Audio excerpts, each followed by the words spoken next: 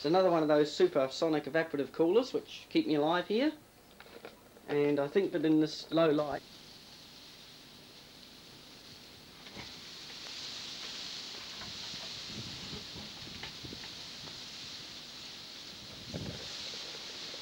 good morning. We're outside a few minutes later, and indeed I've just checked. I've been able to leave the video machine where it is so I can check that I was getting a picture, because I've got this big long lead here which is enough to give me a little bit of a move around. I'm standing right by the front door at the moment, obviously looking north, so we'll go for a bit of a walk as far as the lead allows us.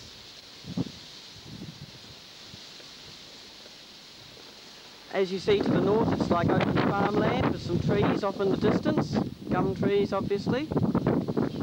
Old abandoned farmhouse over there, it's all in ruins. A couple of gum trees a little bit closer.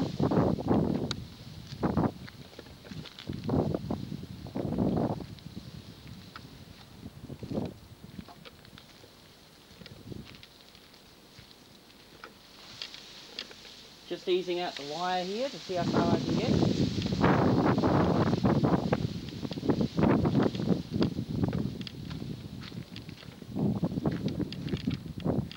Here's a road which is about 12 metres north of the house. Goes for whatever, several kilometres in that direction with just a few little bends. Around to the north again, looking to the east, and a few hundred metres up the road there. Now, being about 11 or so metres north of the house, we can turn around and look at the house. And as I say, I don't know the exact frame that this camera gives. From the roof line out to the east, to the west. Typical Australian style with a big wide north front veranda. I've got sugar cane plants there which are similar to bamboo, sort of quick growing grassy thing for a bit of greenery. And some other plants, that's kumara or sweet potato in the tyres there. Partly for a bit of greenery and partly to eventually give me some kumaras to eat.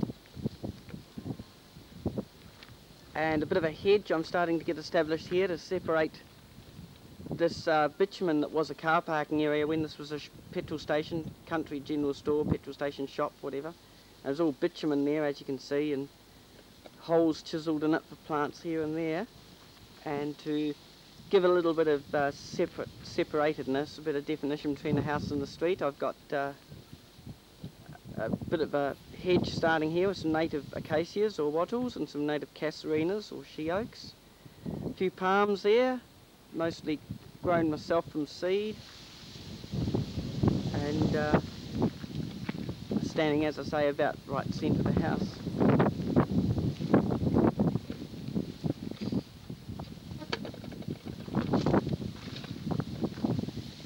Here's an example of some of the little palms I have, which I struggling away there to get started, but once they get started they'll be away.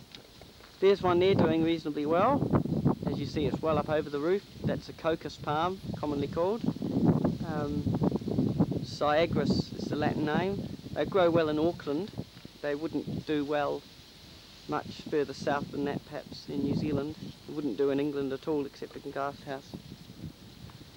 Tegasasti just there, over there, which is well known in Canterbury. Now that's something a little bit interesting. That's a cardboard box, as you can see, and it's got some extra bits of cardboard poked around it, some egg cartons stuffed down the side, some egg cartons underneath, and a bit of black coloured tin put in there. With a sheet of glass over that, and with a mirror behind it, that becomes a solar oven and can cook your dinner for free without paying any money for electricity.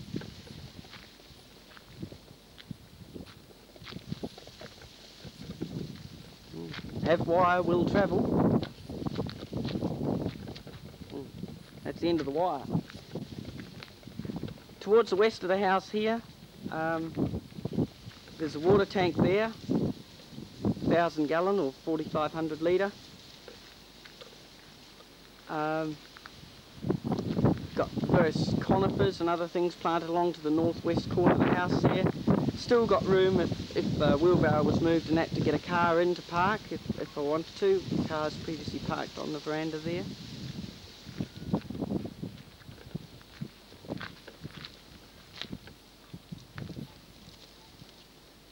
bit of a traffic jam with the wire here.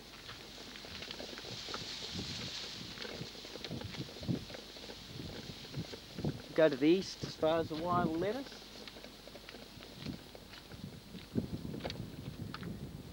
Just a better view of some of the palms there. That palm on the end there, canary date palm, a little one, that's grown from a seed. They grow commonly all through, well, certainly all through southern Australia, Sydney, Christchurch, there's a few in parks, that sort of thing. They become that huge palm about 10 metres across on top, with the trunk about 1 metre across with the diamond shape on it. There's a mixture there of 3 cotton palms bunged in the one hole together, giving a bit of a cacophony of foliage. That cotton palm was grown from a little seed that was come in the mail. I had sent a packet of seeds in the mail by someone. And so it's grown from a seed, and you can imagine what the soil's like under the bitumen here, where it was a parking for cars for many years. And then I've had to chisel holes in it individually and dig up a little bit of dirt and get them started. And these things are growing slow, but they're very tough. Once they get established, they'll grow. You can see some tyres a bit of a distance there on the other side of the road. The tyres everywhere, you see, like, they keep rabbits and wayward chickens from trampling little plants, so they're quite good that way. And as you see, I've planted the verge on the other side of the bitumen road there, right in front of the house, going to the east by 20 or so metres or 60 feet, and going to the west down 20 metres or 60 feet or so past the house. So once those things grow, and there's 1 or 2 there you can already see a little bit bigger than others, and they should really be a really good first windbreak, and a bit of a hedge between me and the strong north winds.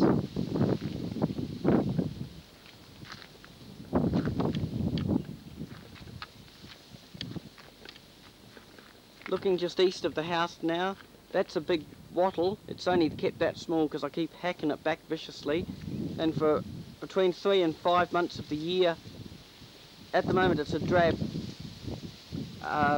grey blue, not quite a green, just a drab grey blue sort of colour, but it has bright balls of yellow flowers over it for between 3 and 5 months of the year. It's most impressive, and it's obviously very hardy, and that's what a lot of these, I don't know if you can tell if there's enough detail in the foliage, but that's what those ones there are the same.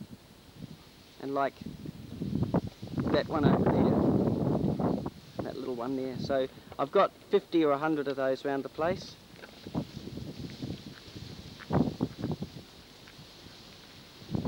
And there's a shot there of a nice glossy green tree, or a nice glossy grey tree to those of you. And that's Amelia azadirac, or Cape Lilac tree, they're commonly called here, or white cedar in some places, and in America they're called a Texas umbrella tree. They'll grow even through to the south of England. Deciduous, they lose their leaves, but interestingly they are a rainforest tree from northern New South Wales, north of Sydney there, and very hardy to salt, wind, drought, heat, and yet they take a little bit of frost as well. Now they could be planted a lot more perhaps in Canterbury, New Zealand. You'll see the arrangement of tyres is so that cars can come in and park up close to the house without actually running right over little palms. And it's the same over here. Cars can pull right up and there's either a log or some tyres just so they don't come too close to some little palms. We might go onto the veranda now. There's another palm. It's a bit of a success story. Cheers one up, not counting all the failures. Got some grapevines struggling away to get started there. It's been a few years.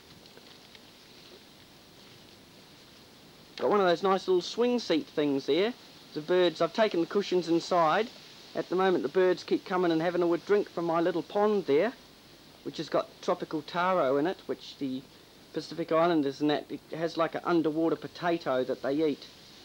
But it's just a pond there, lizards and things come and have a drink from it, but these wild birds, oh there's a lizard there, there's a nice big one. I don't know how well the camera's picking that up. That would be just over a foot long, that lizard, over 300 mil long. It's what here in Australia we call in West Australia we call a bobtail, It's very similar, just a little bit different to what in Eastern Australia they call a blue tongue.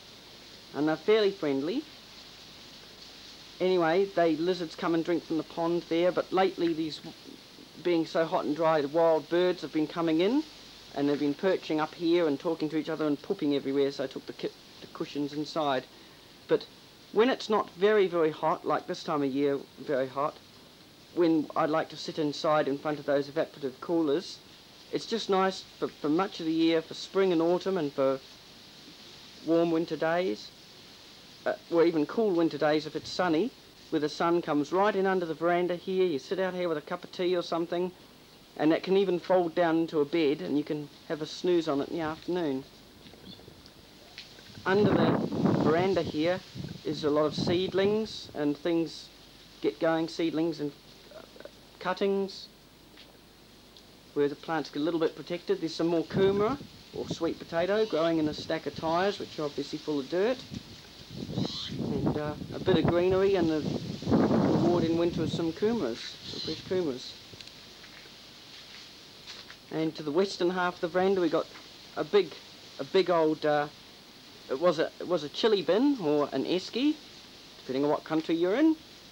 And it must have fallen off the back of someone moving house or something. It found it along the side of the road all bashed up. It must have fallen off the back of a trailer at high speed.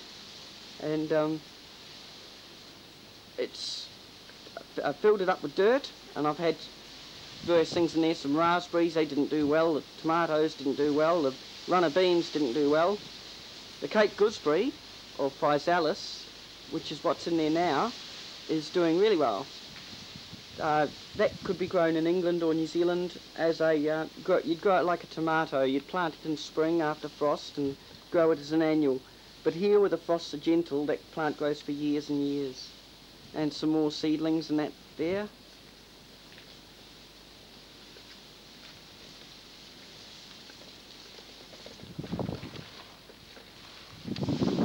Now I'm just going to try to get closer to the western part of the house by pulling the wire up a bit here.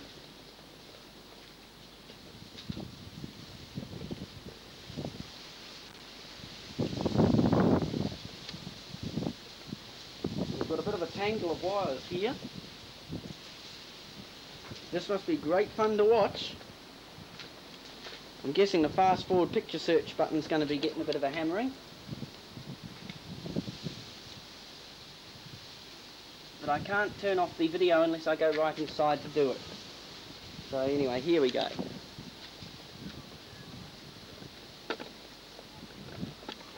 Now I can get round to the west a bit more. Get round to the west quite a bit more. Here's a large tree. It was a Cape lilac tree. It was originally about 3 times that size. It was that high, which is about 8 metres high, or 25, 30 feet high, but it came right out over the house here, up there. I hacked it back on one side, and I've got a variety of conifers here. That one there, if the camera's picking up the right thing, is similar to the one in New Zealand known as macrocarpa. That there is a tropical guava, and it's doing quite well, that one. It's had 1 or 2 guavas on it. Being next to the house, and being that this you only get tiny frosts here, just very slightest frosts. And there's some more things there, and little palms struggling under there. That'll eventually turn into a big hardy palm. And stack of tyres there with potato trying to grow out of them, and a whole lot of little seedlings on the table there where they get a bit of shade off this tree in the afternoon. We're to the west of, we're just at the northwest corner of the house now, looking southwards.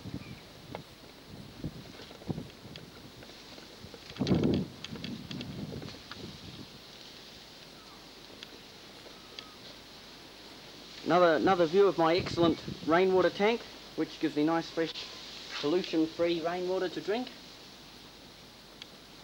And we'll now turn this off and I'll go inside.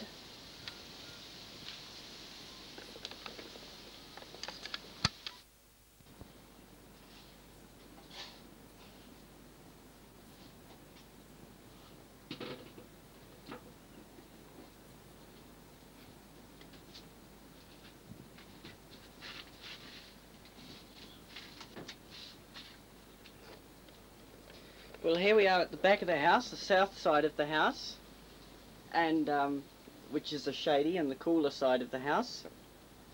And there's a couple of my chickens just wandering around. There's a lot of tender little seedlings and things getting started here. Things have been repotted, so there's all sorts of little things in pots and bowls and buckets. So strawberries there in some large pots. I've found in the past, not very good this year, but in the past I've had quite a good run from strawberries. I've put them in those large plastic type planter box pots, and in the summer I put them where they are now, under shade, under the south veranda, and in the winter they can go in the sun, and that's just right for them. A few big leaves there from the taro plant, because there's a little pond hiding there, and that's where, as I say, lizards come and drink from that one too. Looking towards the south east, I've turned off the evaporative fans, so there's hopefully not going to be noise or electrical noise. I did notice when I just did a little test play of the bit I've just previously done, there's a lot of wind noise from out the front, on the north side. Here on the south side of the house, because the wind's today mostly northerly, it's a bit less wind. There's a rushing noise, but that's because I'm running some irrigation at the moment. Some buckets of water put in the shade, otherwise the water just gets so hot I can't even water things with it, or it would kill them. There's a pomegranate tree struggling there. There's a big cacophony of foliage. Again, it's perhaps on black and whites not show up very well, but that's it's getting somewhere near 6 foot high. Little pomegranate trees, had a few pomegranates on it. It was just grown from a cutting by myself. Now there's a mulberry tree. It's a spring fruiting mulberry called hedge, and that's, well, it's up over the height of the veranda anyway. Boysenberry vine there, get a few boysenberries off that. It's the grapefruit tree over there. I had the good crops of grapefruit. Just going southwards here. There's a Maya lemon tree like you'd have in Christchurch, New Zealand. Those crocus palms, I planted 3 together there, and they sort of bunching up. And that what's between them is a tangelo tree, which has given me really good crops. The depressed area there is where there used to be one of those plastic liner type swimming pools, which I had removed. It was getting old. And there's some little palm seedlings planted there. Things that will take salt, because salt's a problem here. A quick growing tree that called albizia, a bushy, sort of a bushy thing, which you could probably grow. It grows well in eastern states Australia, would probably grow in the south of New Zealand. There's a Cox's orange pippin apple tree. Had a few apples off it, not very good quality, it's just too hot for them, but those particular varieties are hard to get. Things are just all the commercial varieties now. There's a crab apple because it needs a pollinating partner.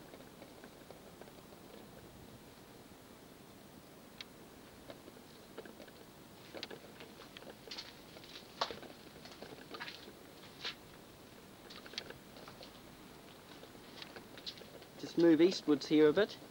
Bit of plastic pipe there just to divert some rain to a little locust tree, but I think the locust tree's died. Well, it's one of the failures. Some more kumara or sweet potato and a big stack of tyres there, so should give me really good crops that. And there's that almond tree is absolutely shooting away. It's doing fabulous. It's just really taken off this year. Been in about 4 or 5 years now, little tree, and that's the almond's pollinating partner that it needs. I don't know if it shows up well here, but approximately once a metre or once every 3 feet is a hardy native wattle or similar. The idea being to form a complete hedge around this backyard area to give a complete windbreak to these fruit trees. In that mesh windbreak thing is a lime, and in that mesh one is another tangelo. Now that peach tree's done really good. No peaches this year. The birds got them all, bar 1 or 2. Grapevines struggling away. I've had a few grapes. The chickens were flying right up about 5.5 foot high about 1.5 metres high into that grapevine, pinching my grapes. But they give me eggs, and I love them, so that's alright.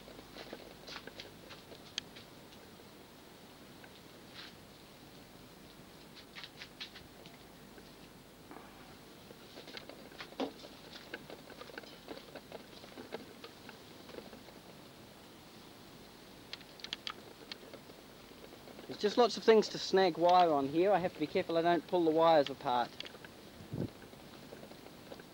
I see there's a little palm now about 1 metre high. Now that was either one I was given free or at discount price. It was a bit of a factory second from one of the palm nurseries, and I get a few bargains out of them. And that one there is now, well, it's over 2 metres or over 6 foot high. It had a little fruit stalk last year and tried to give me some fruits but didn't quite carry them off. But that's called a bootier, and they become big and they give these lovely berries that taste sort of like really nice plums.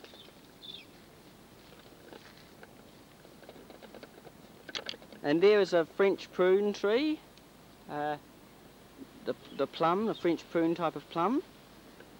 And over there is a English greengage, which hasn't given me any. The birds just came and picked them all off when they weren't just little green plums. So I was looking forward to them. I had a tree that used to give them in New Zealand, and the sort of thing you just can't buy in the shops, not fresh. And it's disappointing not to have any this year either. That's 2 years in a row the birds pecked off all the green ones.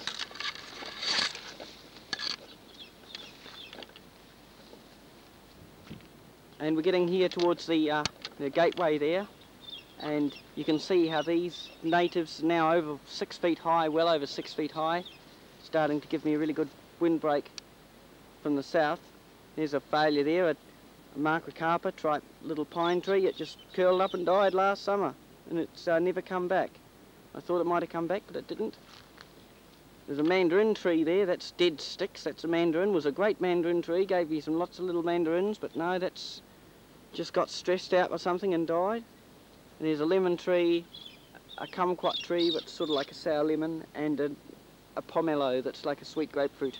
Also not really enough to be seen, sort of struggling off in the distance there. And just so much you can hardly see through there. That, well over 2 metres high now, that cotton palm, Washingtonia robusta, they grow really well. Well, pretty much anywhere they'll grow really good in Christchurch, south of Christchurch, Sydney, wherever. And they'll even grow on like the English coast, south coast. And that was just little seed that came in the mail, and now look at it, fabulous. Well over 6 foot high. It's not on any irrigation, it's just see if we get a little bit more cable here. I'll just have to put the camera down while I go and get some more cable.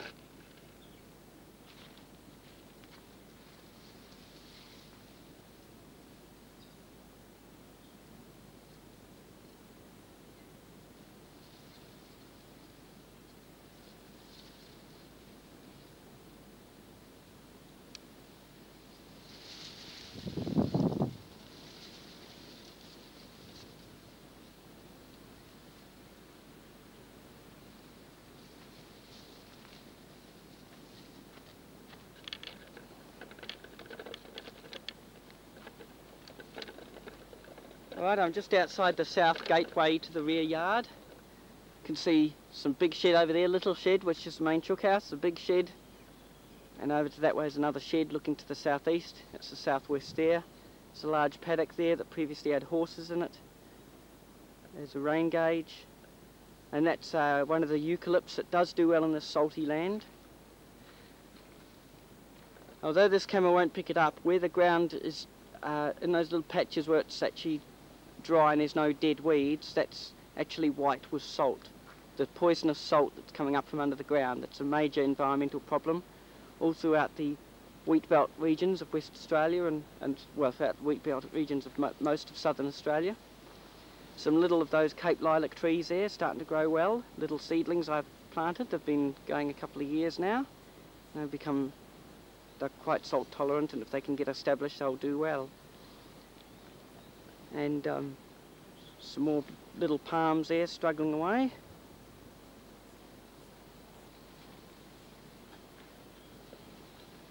And that's about the limit I can do on this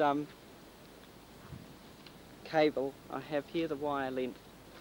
There's a casuarina now, which is sometimes called a she-oak, native to Australia and including like the Philippines and up through that sort of Asia area.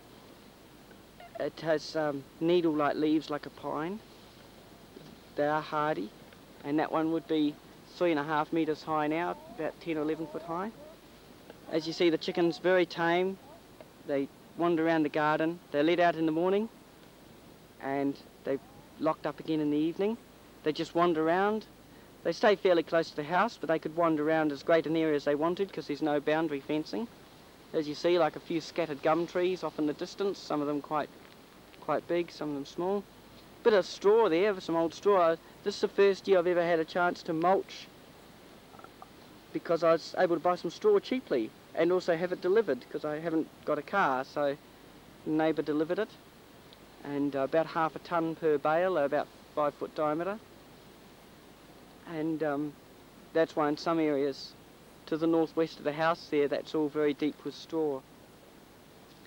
So these casuarinas eventually become a very tall tree and supposedly good for wood or firewood. So we might, we'll just wander back a bit.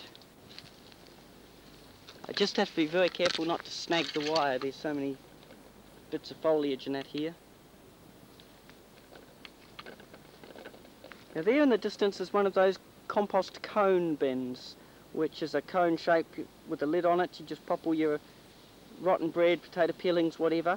You sit it on the ground, the worms and that sort of come up from underneath, and it works like a compost bin.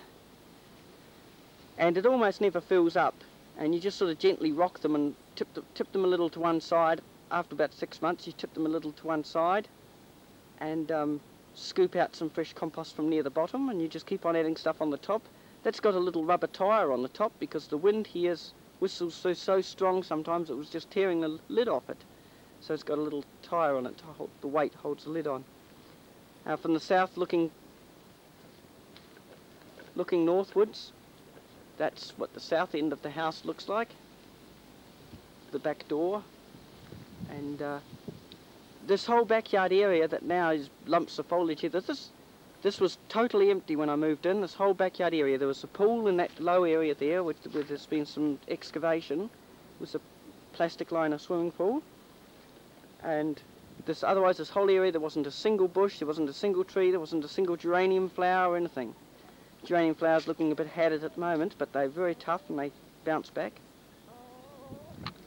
Chicken's so tame, managed to get caught up in the wire. Very tame, they've come right up to me.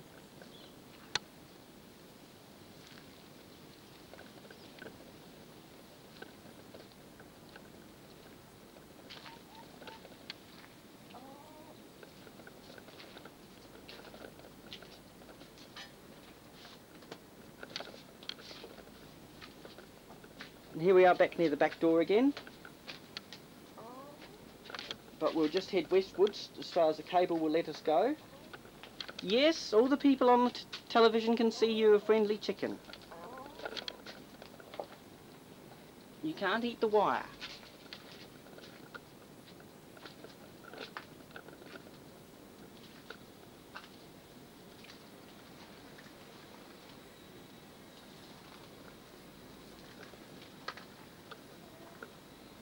You see, the picture search is going to be getting a hammering with this video.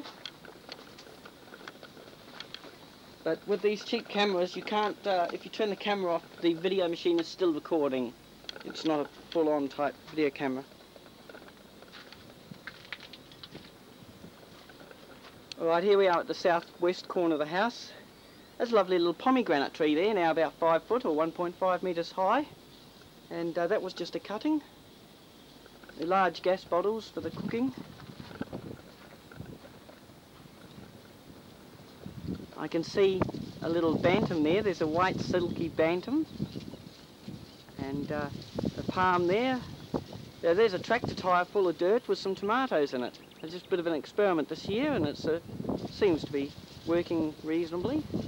So table there with a whole little seedlings on. That's looking towards the northwest, and that palm, big palm you can see there, is the one I spoke of before at the northwest corner of the house, Cocos or Cyagris palm.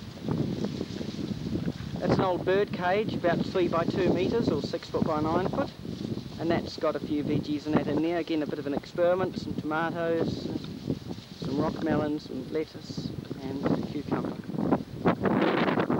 Now this western end of this backyard area, you can see as we head out from the house, which gives things a bit of a windbreak, things get, the camera's not on an angle, that's leaning over the plant because of the wind, that one, and they get more and more failures. One there died trying to shoot up from the base a bit, and very straggly at this end. The wind just howls through here, and even the perimeter plants I'm trying to grow as a windbreak are struggling and struggling, slowly getting there. One's done well, the others are all struggling and half dead. Just barely see them poking out of the tyres there around the outer perimeter. And an old brick barbecue area.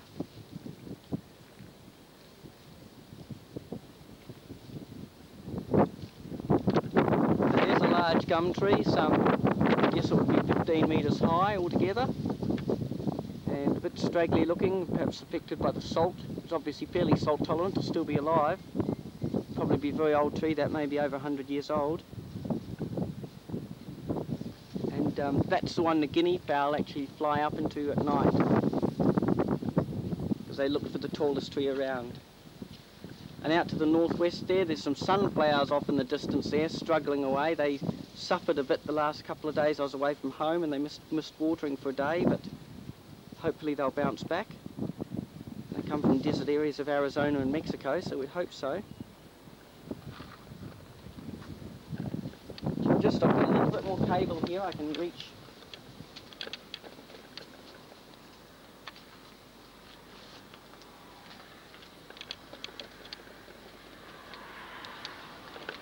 Oh, missed the action there. There was a car coming down the road. Now that's something that doesn't happen often. It's a bitumen road out in front of the house here, but it's virtually just a private driveway for me and a couple of farms.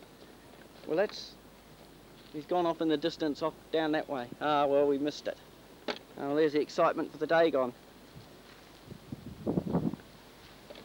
I can't get a good view of what I'm trying to show you here, but anyway, off to the northwest there's dotted tyres off in the distance, a bit of polypipe where I've got some extra windbreak. Hopefully get started and to give this area a bit of a windbreak. And again, I don't know how well this is going to show. There's some more tractor tyres there just on the outside of this perimeter, backyard perimeter area, where it gets the shade off of that gum tree during the hot part of the day. So it's just about to go into shade now, being about 11 o'clock in the morning. Some sweet corn there poking up high, and the lower down plants there are pumpkin, the one known as Queensland Blue, very popularly grown in this area. And that's in tractor tyres full of dirt. It keeps them up off the saltiness, and some sprinklers inside the tractor tyres to give them water. And any extra water should leak out the bottom of the tyres and give that tree a little bit of a boost, which will probably help it. So, bit of an experiment there as well. We'll see how it goes this year. I've grown pumpkins before in full sun, but I had to give them a great amount of water. So these ones are just to the east of the tree, the idea being to get a bit of shade in the hottest part of the day.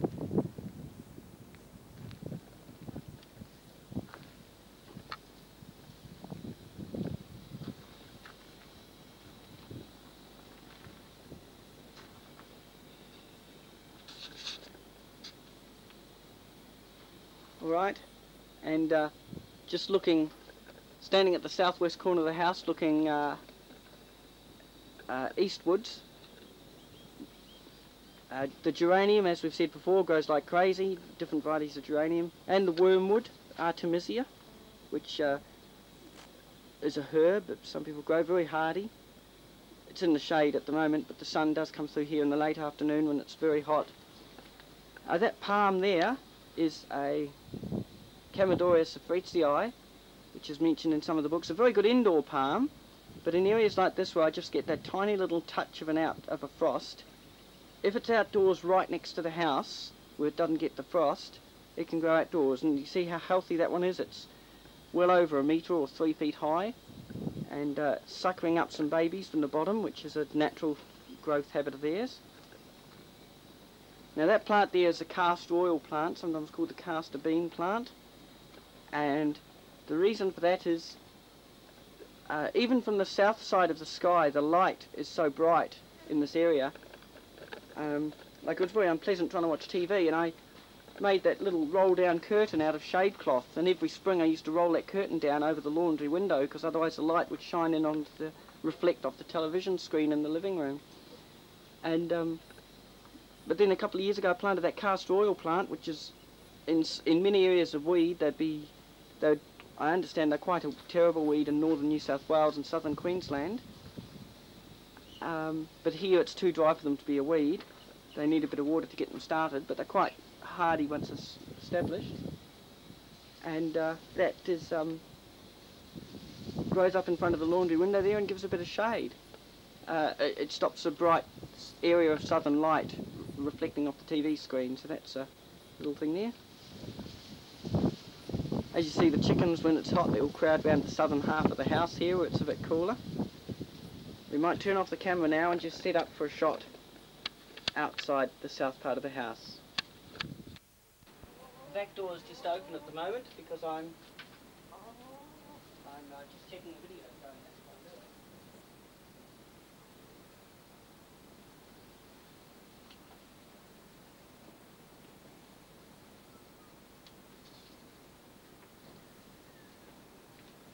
Just got the back door open with the wire out of it and the camera wire out of it, and the chickens keep coming along and walking inside.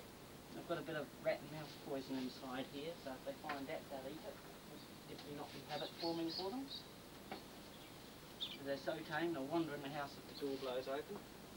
Alright, now what we're going to do, hopefully without the chickens tipping the camera over, we'll put something heavy on the cable, is I'm going to call the chickens over.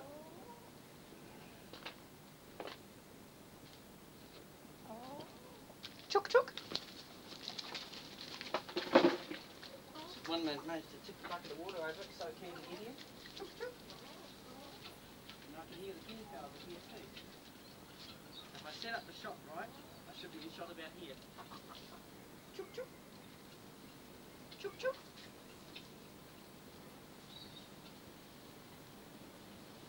Chook chook! Chook chook chook!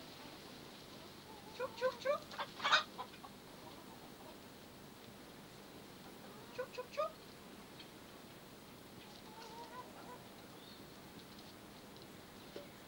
Chook chook chook!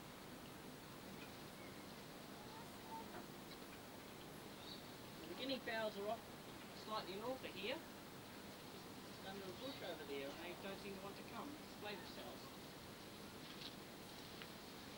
All the lizards are hiding too. Property, property, chook chook, chook chook chook. Here it is. Come on, chook chook, chook chook, chook chook. Right, the guinea fowls have run. They are very skittish. They're closer to a wild bird. Alright. We'll try to find the little bantams. A bantam rooster there.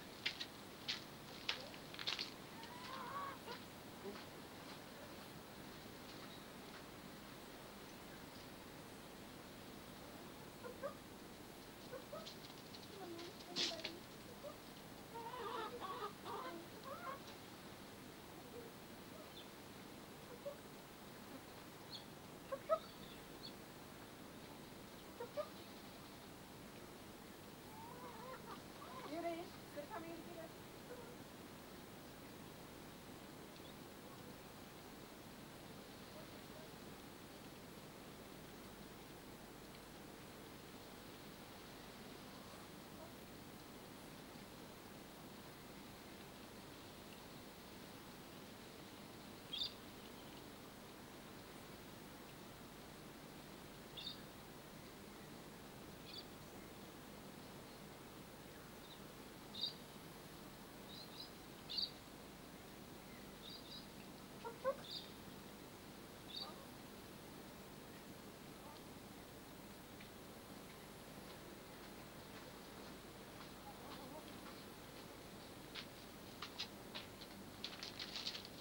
Well,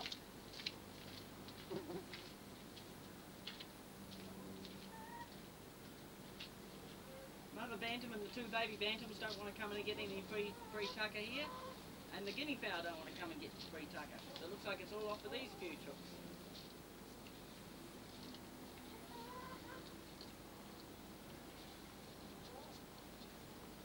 They normally only get fed in the evening, so it's a bit of a bonus for them.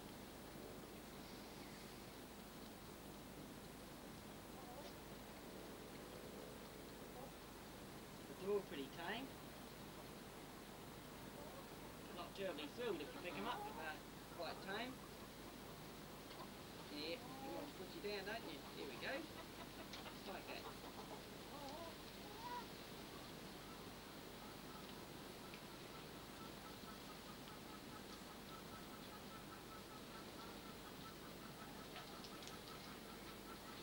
Try to find a nice big lizard. Show all those New Zealand people who only have tiny lizards.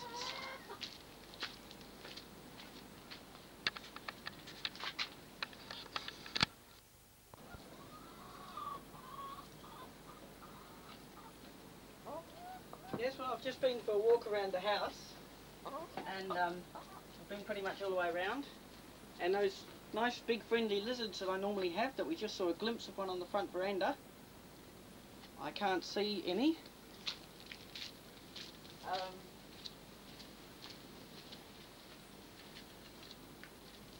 In the words of somebody I know, they would say they've all parked up somewhere to have a camp.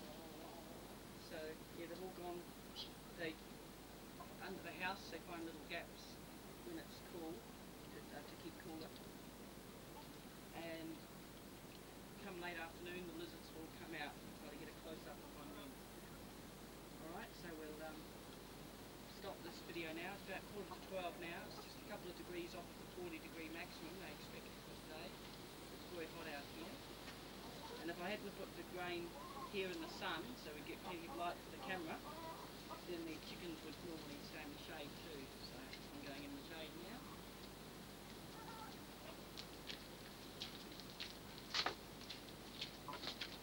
Long. And with sport, Basil Zemplis. Well, tonight, all the highlights of that first one-day